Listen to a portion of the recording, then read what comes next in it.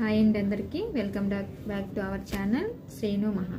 నేను చిన్నపిల్లలకి పావడా జాకెట్ కుట్టేటప్పుడు చాలా జాగ్రత్తగా కుట్టండి.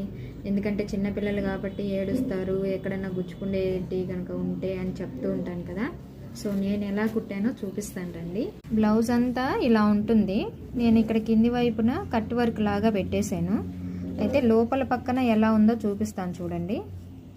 ఈ జాకెట్లో మీకు ఎక్కడైనా సరే కొంచెమైనా మెయిన్ క్లాత్ కనిపిస్తుంటే నాకు కామెంట్లో చెప్పండి.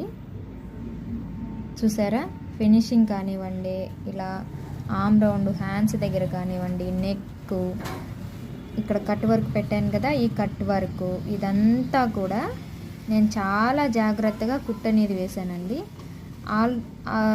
ఇక్కడ ప్రెస్ బటన్స్ కూడా, పిల్లలు కాబట్టి ప్రెస్ బటన్స్ కూడా నేను అవే పెట్టాను. ఈ బ్లౌజ్ కూడా నేను ఇదే విధంగా కుట్టి వేసానండి.